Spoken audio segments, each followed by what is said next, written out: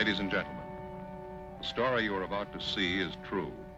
The names have been changed to protect the innocent.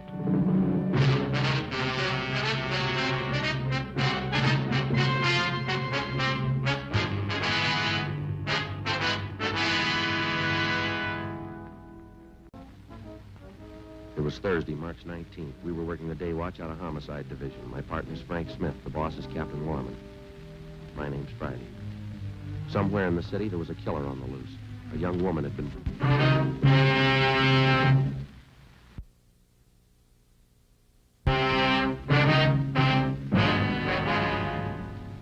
Hi, Ray. Hi, Joe. Just ran a spectrograph. Find anything?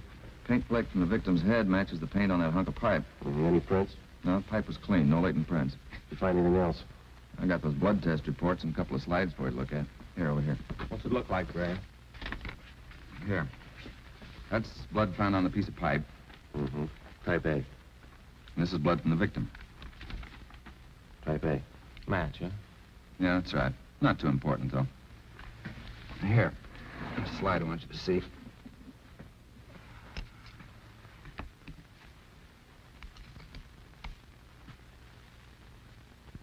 Here, Joe. You may have to focus that for yourself. Okay. You see that strand of hair on top? Yeah. Well, that's from the victim's head. And the one underneath was found on the piece of pipe. I see. She had wavy hair. Both specimens are flat. Looks like the same hair, Joe. You got anything on that piece of pipe, Pinker? Nothing. Ordinary steel pipe, 14 inches long. What else you got? Plaster impressions of those footprints are found with the body. Here they are. Crepe soles, huh? Tennis shoes. New ones, size 9. Good impression. The ground was soft. Man about 150 pounds. According to length of stride, roughly 5 feet 10 inches tall. New shoes, all right. See the tread there real good? That's right. Made with the Sport King Company. Well, that's something to follow up, huh? Sure. You could start with the tennis courts. Only about 1,000 or so in L.A. Or maybe you'd rather track down the brand. These particular tennis shoes are the biggest sellers in the country. Yeah. Where'd you like to start, Joe? Minneapolis or Pullman, Washington? What about that glove? Yeah? You might look for a missing glove. Yeah? They go well with the shoes. Just about as common. White cotton work gloves with a blue top. Here's the right glove. You find the left one. Blood on the glove? Type A. Well, it's good evidence, Ray, but where's the lead? I don't ask you to pay my parking tickets. You want to see pictures? Okay. This is the vacant lot where they found the body. Yeah. Here's a close-up of her showing the location of the murder weapon, the glove, and the footprints relative to the position of the body. Looks as bad as yesterday. Sure worked her over, didn't he? The rest of these are morgue shots. You interested? No, we checked those this morning. Once is enough, Ray. That winds it, boys. You want to go over the stuff in her purse again? Find anything more? Nothing you haven't already seen. The usual. Makeup, comb, barette. That's a hair clip. A few cheap stones in it. Loose change, quarter, nickel, few pennies. And her ID card. Thanks, Ray. Helen Mitchell, 33 Naomi Place, age 21. 21. That's not very old, is it, Ray? Not to die, no.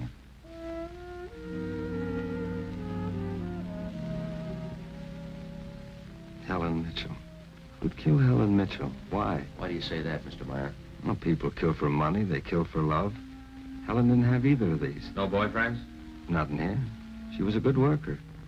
The union sent me 5 waitresses in 1 month. 5. She was the only good one. Did the union send Helen to you? Sure. All the girls come from the union. But none like Helen. She was sweet, honest, and courteous. Mr. Meyer, did you know anything about her personal life? Just that she was a good worker. She didn't bring any of her personal troubles in here. Did she ever mention any men to you, anyone at all? No, none that I can think of. How much money did she make here? Well, I paid her $26.50 a week. It's not much for the work she did. Tips are pretty good. Helped make it more. Is her home address 33 Naomi Place? 33 Neil. Yeah, that's the place. Helen Mitchell. I don't know her. You the head of the union? Just a steward. I know most of the girls. This Mitchell girl, what does she look like? Small brunette, about 5'3". Here's her picture. Yeah. Pretty, wasn't she? Oh, sure. Placed her out at Otto's place. Nice little guy, Otto Meyer. That's right. He seemed to think quite a lot of her. Yeah, she was a fine worker.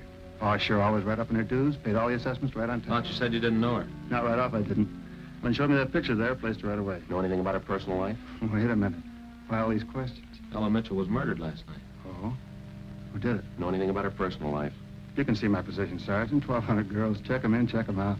They're just names to me till I see a picture of them. You wouldn't know if she had any boyfriends here in the union? Waiters, busboys? That I wouldn't know. Like I told you, Sergeant, I never knew Helen Mitchell. How'd you find me? Helen's landlady. We talked to her yesterday. She told us you worked at this store. Oh, funny, isn't it? What's that? See Gus over there, the fellow demonstrating the piano? A few weeks ago, I made a deal with him to give Helen piano lessons. I figured it'd help with her singing lessons. She wanted to be a singer, you know. Did Helen know that fella, Gus? No, she never met him. Who gave her the singing lessons, Miss Olson? She took from Ostrander, Paul Ostrander out on Melrose. A lot of movie people used to take from him. What do you know about her personal life? Well, how do you mean? Does she have any boyfriends? Well, yes.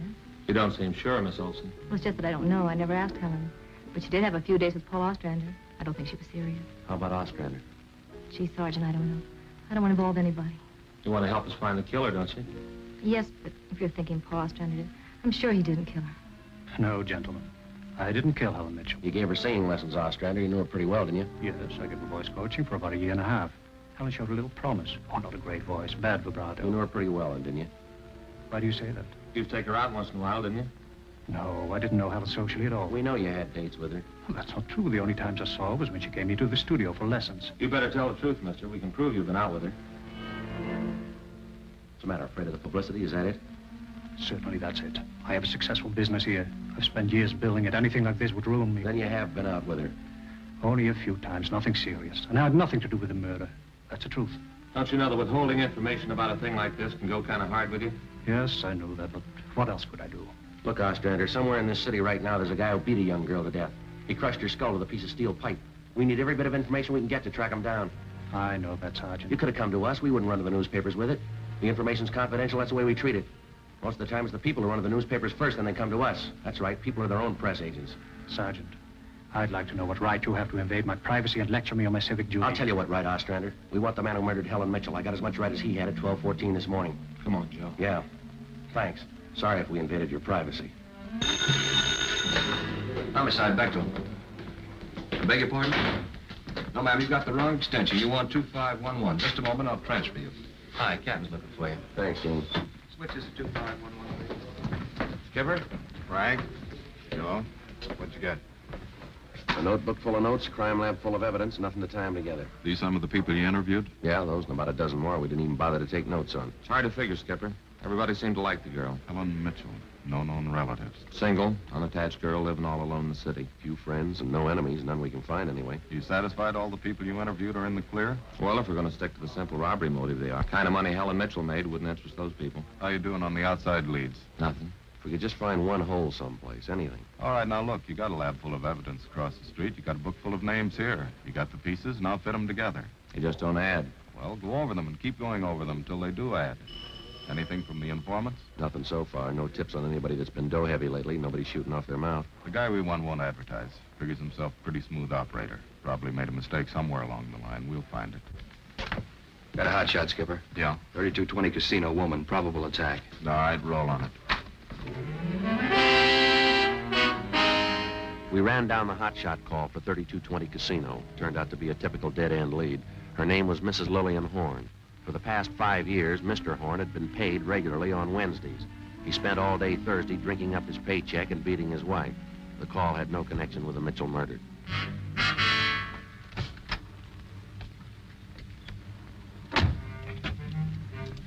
Unit 1K80 to Control 1. 1K80 to Control 1. Control 1. 1K80. Go ahead. On the probable attack, 3220 Casino, Code 4, KMA 367. 1K80, roger. That was the beginning. For the next 3 days, we followed up every lead and every call, but they were all blind. All units were alerted, and they had as much information on the killer of Helen Mitchell as we did. Frank and I cruised throughout the entire Central Division. We covered every probable call that might have a connection with the murder. It didn't make any difference what the call was. If there was a possibility it might tie in with the Mitchell murder, we ran it down. We made it a 24-hour job. So far, if the killer made a mistake, we hadn't been able to find it. The Mitchell funeral was on Monday, and they were all there. The voice teacher, Ostrander, the girlfriend, Marie Olson, her boss, Otto Meyer, and the man from the union. But nobody else we hadn't checked.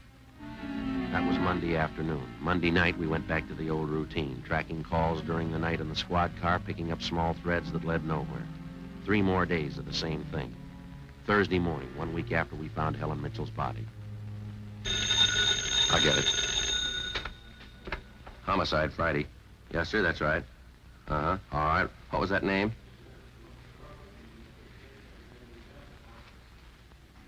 Uh-huh. Yes, sir, I have that. And what was the address again? I see. All right, thank you. Now, what was your name? Hello. Guy says we ought to check on George Barlow, 418 White Oak Avenue. Yeah? Says he killed Helen Mitchell.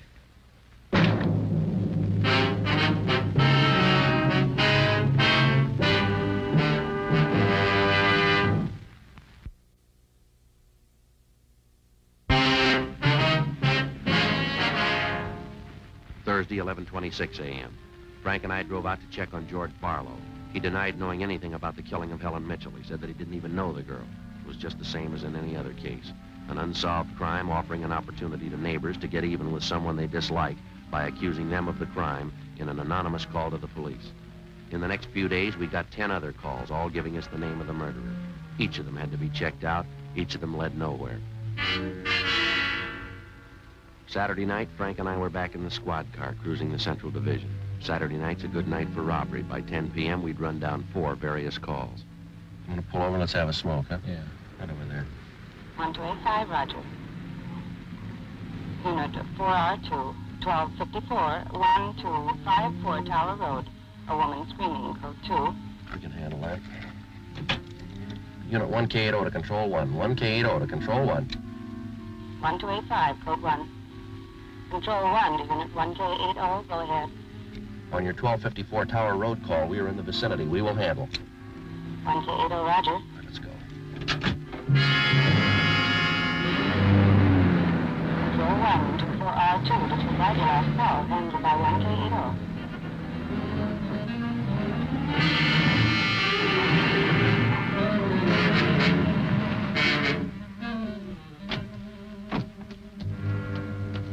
That man, he tried to kill me. He tried to kill me. He ran around the house in the backyard. He tried to kill me. Come on.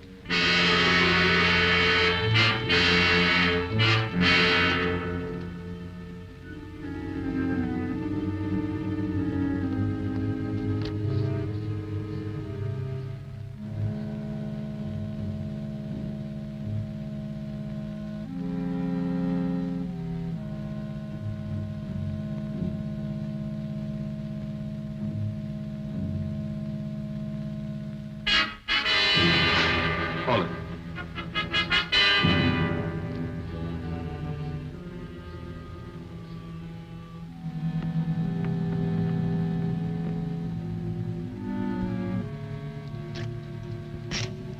You boys work fast. What am I doing at the gas chamber? Save it, mister. I got a right to know where you're taking me. What's the charge? We'll let the girl tell you. What girl? Oh, I know what this is about. I asked to use the phone. The girl slammed the door in my face. I don't know what you cops are trying to prove. I just wanted to use the phone, that's all. I even tried to scare her a little. I told her I'd hit her over the head if she didn't let me use the phone. It's a laugh, huh? I got nothing to hide. That little girl's gonna lie. You know that, don't you? Yeah, sure she will. Come on.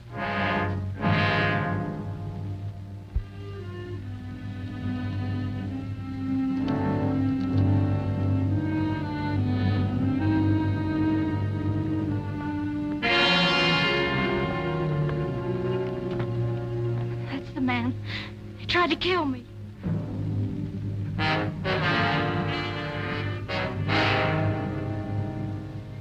His full name's Frank Philip Larson, no previous record. This the girl's report? Yeah. Judy Scott. How old is she? 20. A real tough boy, isn't he? Forced his way into the house, beat her about the neck and iron. Tire iron. Yeah, Pinker's running it through the lab now. Asked her if she had any money. She told him no. Struck her again. Where's this Larson live? Hotel out near Santa Monica. He's a clothing salesman, Skipper. Works for a big men's store, Burns and Company. According to the housebook sales record, he bought a pair of tennis shoes 2 weeks ago. Weighs 158 pounds, 5'11". Tennis shoes are missing. They're not in his hotel room. He's not wearing them. Find anything else? Rhinestone. You mean a pin? No, just a small loose stone recovered from the rug in Larson's room. Crime lab got it? Working on it now. What do you figure, Joe? I think we got the man who killed Helen Mitchell. A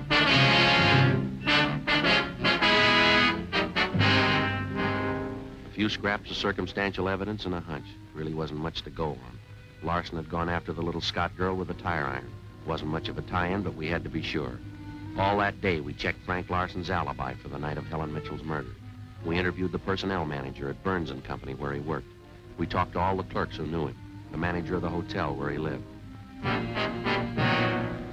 We found out everything we could about Frank Larson, and that night at 10 o'clock, we had the prisoner brought to the interrogation room. How are you, Larson? Fine. I like jail. Sit down.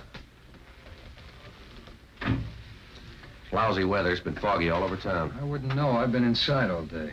How old are you, Larson? 31, same as the last time you asked. Where'd you go to school? I didn't. I was born smart. You sell clothes, don't you? Now, look, we know you work for Burns & Company. Remember, you told us. Now, what is all this? What are you guys trying to build? Just want to know if you like selling clothes, that's all. Well, you coppers know about clothes. One blue serge a year is your speed. You know quite a bit about clothes, don't you? I've been selling them for 5 years. Can you tell me something I've been wondering about? What's that? Are your socks and tie always supposed to match? Yeah, that's what the style books say. But you always know the right things to wear, don't you?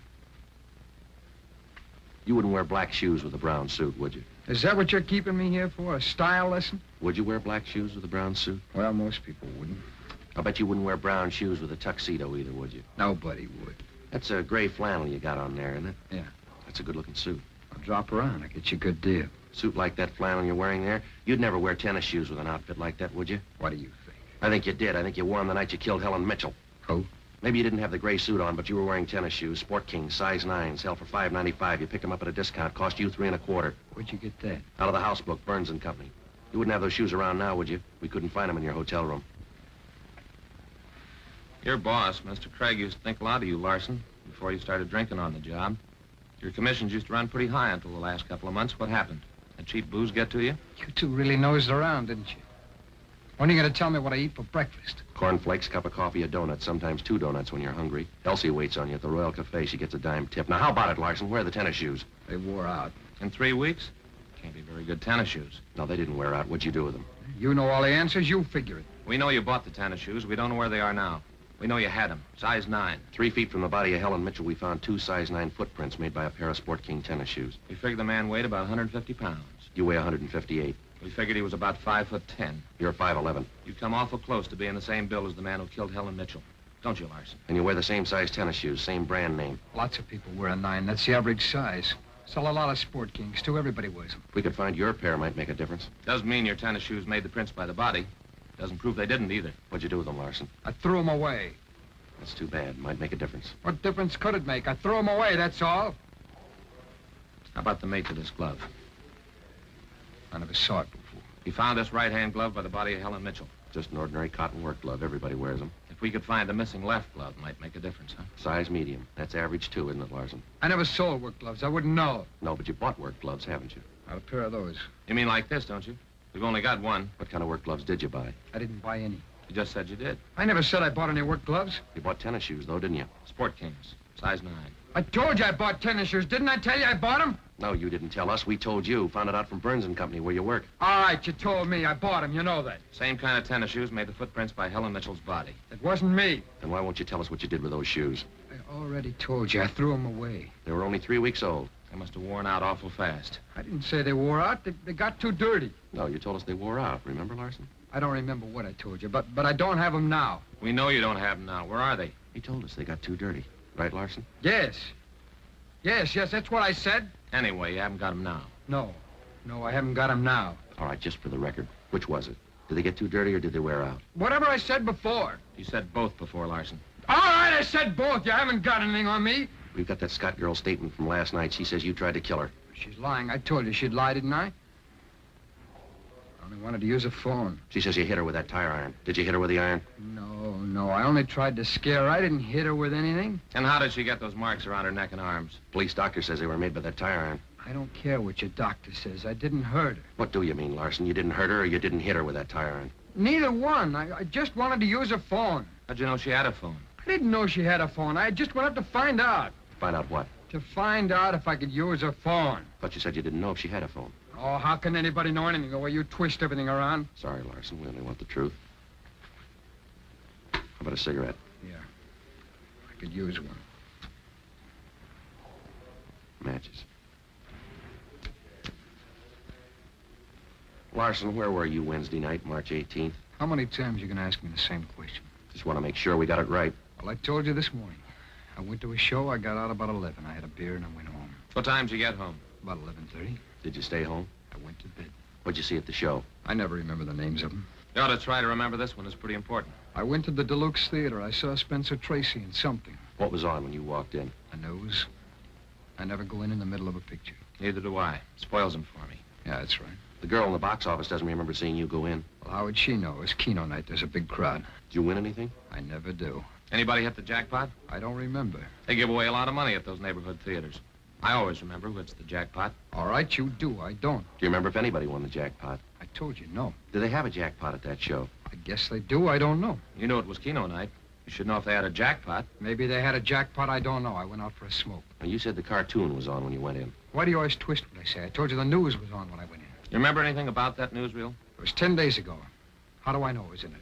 I only know it's a newsreel, that's all. You're lying, Larson. We checked your alibi. The manager of the theater had to cut that newsreel Wednesday night because the show was running long with Keno night. You didn't go to the show Wednesday night, did you? All right, maybe I didn't. I don't remember. What's the difference? The difference is you could have been in that vacant lot the same night, the night Helen Mitchell was murdered. I didn't kill her. You can't prove that. Sure you don't want to tell us what you did with those tennis shoes? I'm not going to go back over all that. I've told you all I'm going to tell you.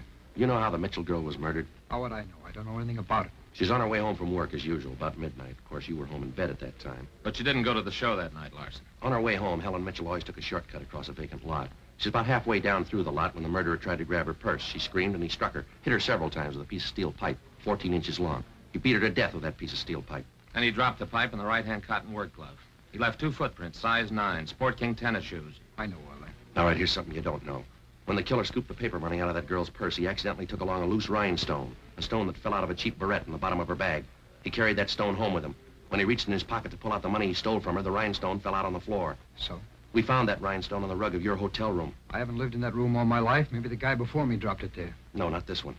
We checked the cement that held it in that barrette. It matches the glue on the stone.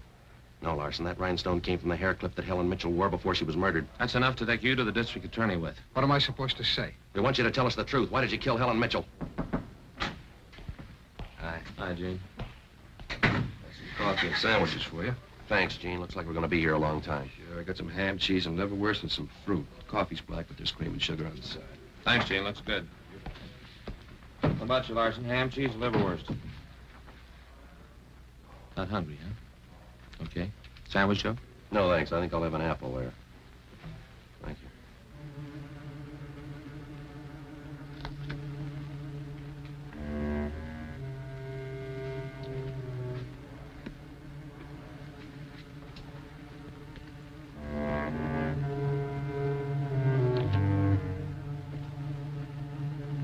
Come on, Larson, eat something. Good apple. Nice and crisp. Sure good coffee. Where'd Gene get this stuff? Cross Street. Eddie's? Mm-hmm. Very good. Well, drink your coffee anyway, Larson. It's getting cold. All right! All right! I didn't want to kill her. She screamed and I had to hit her. All I wanted was her purse, that's all I wanted, but no, she wouldn't give it to me. She had to fight back, so I hit her. All she had to do was give me her purse and I wouldn't have hurt her. I didn't know what I was doing. I was drunk. I was drunk. I didn't mean to kill her. I didn't mean to kill her. I didn't mean to kill her.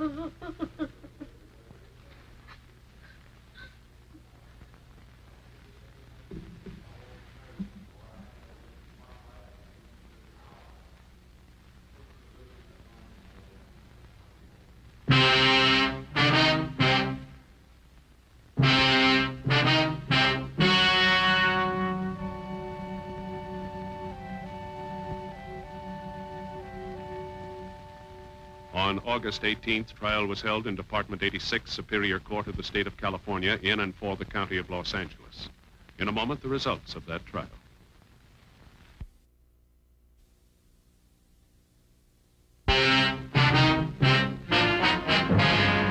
The suspect was tried and convicted of murder in the first degree.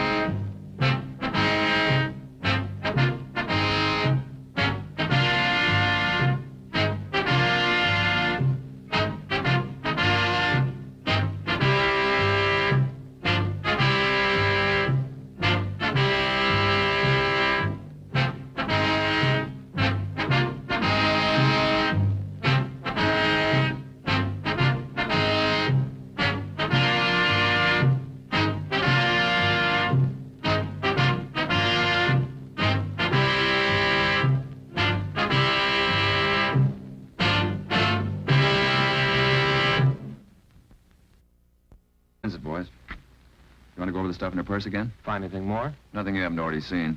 The usual. Makeup, comb, barette. That's a hair clip. A few cheap stones in it. Loose change, quarter, nickel, few pennies. And her ID card. Thanks, Ray. Helen Mitchell, 33 Naomi Place, age 21. 21. That's not very old, is it, Ray? Not to die, no.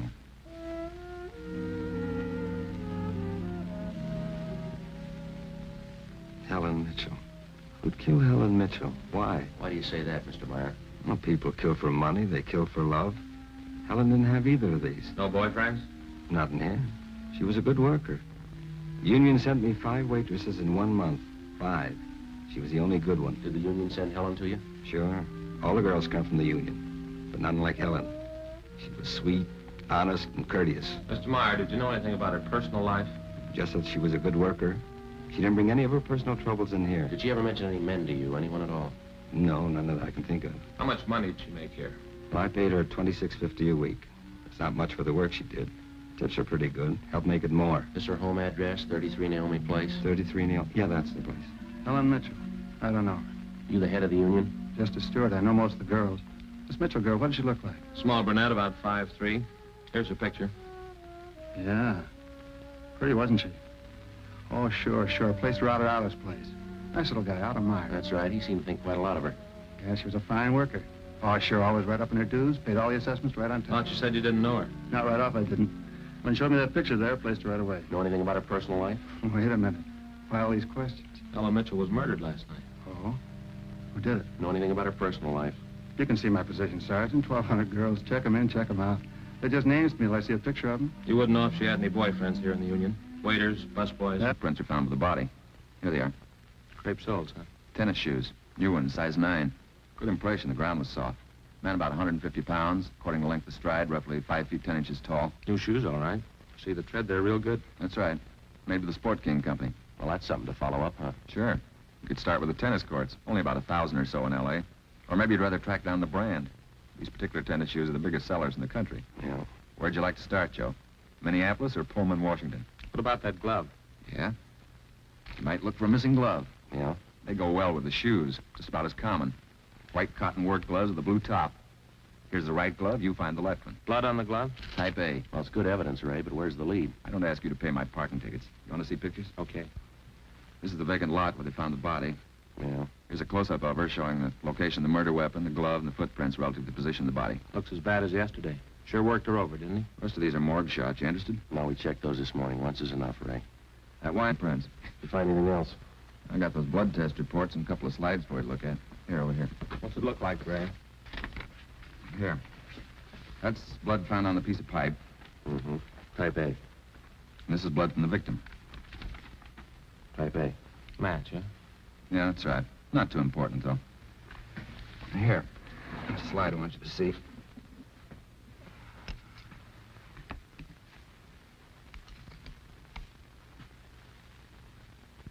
Here, Joe. You may have to focus that for yourself. Okay. You see that strand of hair on top? Yeah. Well, that's from the victim's head. And the one underneath was found on the piece of pipe. I see. She had wavy hair. Both specimens are flat. Looks like the same hair, Joe. You got anything on that piece of pipe, Pinker? Nothing. Ordinary steel pipe, 14 inches long. What else you got? Plaster impressions of those foot.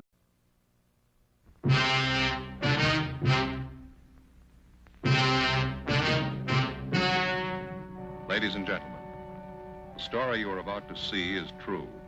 The names have been changed to protect the innocent.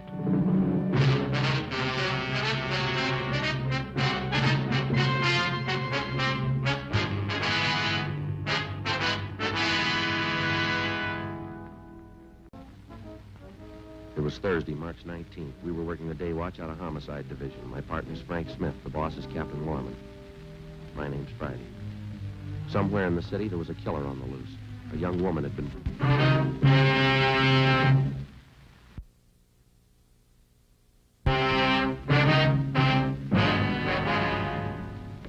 Hi, Ray. Hi, Joe. Just ran a spectrograph. Find anything? Paint flake from the victim's head matches the paint on that hunk of pipe. Any prints? No, the pipe was clean. No latent